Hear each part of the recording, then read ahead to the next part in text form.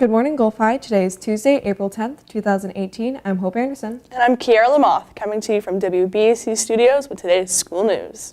The word of the day today is indecorous, an adjective meaning lacking good taste or improper. Could you use that in a sentence, Kiara? Anytime, Hope. The heckler made indecorous comments during the candidate's speech. For lunch today, we'll be having PB&J, Southwest Chicken Panini, Salad Bar, Taco Stacker, Pork Taco Meat, and Tortilla Chips. And now for today's weather forecast. Today's weather forecast includes a high of 80 degrees with a low of 62 and a 70% chance of rain. Enjoy the weather, Bucks. I have a dream.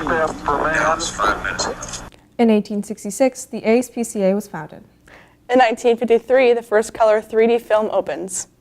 By now, everyone should have a better understanding about the options available to help you survive if there's ever an act of violence on campus using the ABC strategy: alert and avoid, barricade, and counter.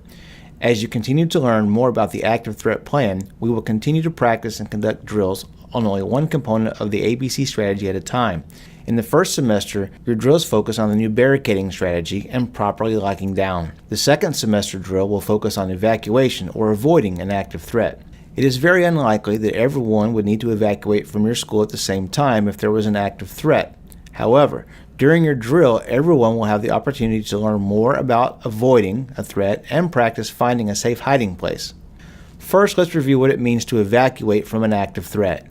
To evacuate means to move away from a place of immediate danger as quickly as possible to a safer place where you can hide until the threat no longer exists and help arrives. Evacuation in order to avoid danger is a lot different from what you're used to doing when you evacuate during a fire drill. Avoiding danger does not always mean you will go outside. It just means running away from immediate danger to a safer place. Here are some examples of how or when an evacuation may be a good choice if ever faced with a life-threatening situation. Evacuation from a hallway or a common area to a nearby classroom that can be secured from inside and locked or barricaded.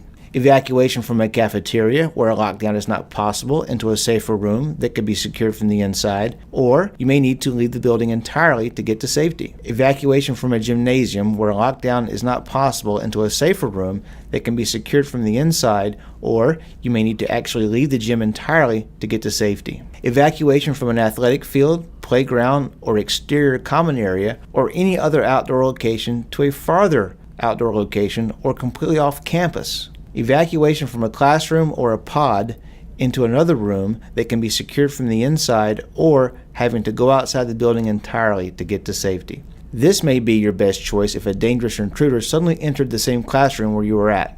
Knowing where to go when running away from a threat is as important as knowing when to go. Finding a place where you are out of sight is important. We sometimes call this concealment or camouflage. However, you will also want to find a place that can protect you from physical injury if possible. We sometimes call this solid cover.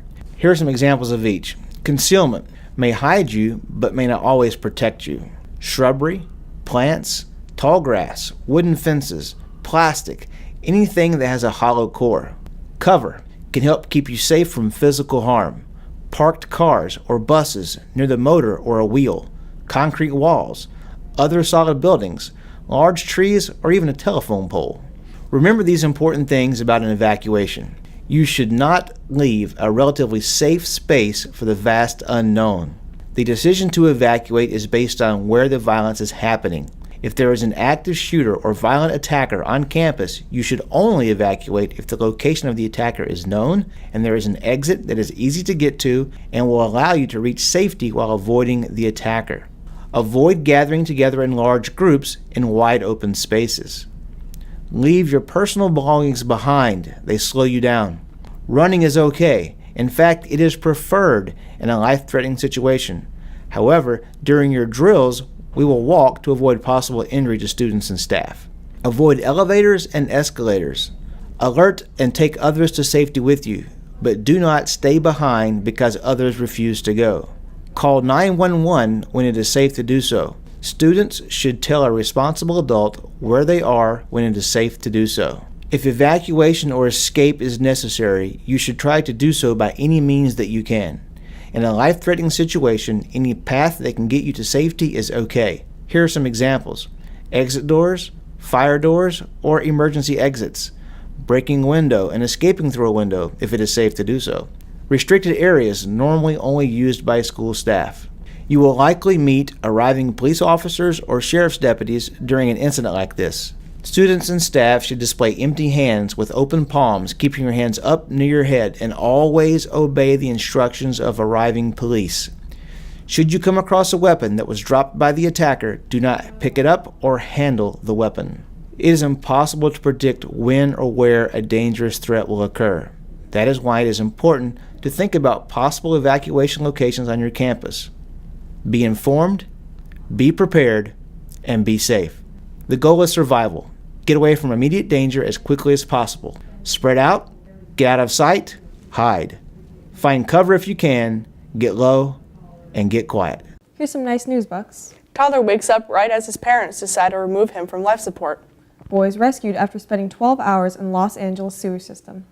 Hey, Hope, what do you call a fast zombie? A zombie. Here's some highlights from the SAC West track meet from last Saturday at Cypress Creek. For the boys, John Jessup placed first in the 1600 meters, second in the 800 meters, and first in the 3200 meters. And for the girls, Violet Stebbin placed second in the 400 meters and second in the 200 meters. The 4x800 meter relay team placed third, the 4x100 meter relay team placed second, the 4x400 meter relay team placed first, and the girls placed third overall. You are invited to the Student Parent Night on April 19th at 5 in the cafeteria, as we work together to create a collaborative approach to bullying prevention and awareness. Dinner will be served from 5 to 5:30. We hope to see you there. Next Thursday is the last blood drive of the year. It will be 8 a.m. through 1 p.m. and you must be 16 years old to donate. See Ms. Butler in room 107 or pick up your permission slip during A&B lunches. For more information, please refer to the scroller. That's all for our news. Have a great Farm Animal Day, Bucks. This is how you get a steer broke. You send the puppy in there to do the work.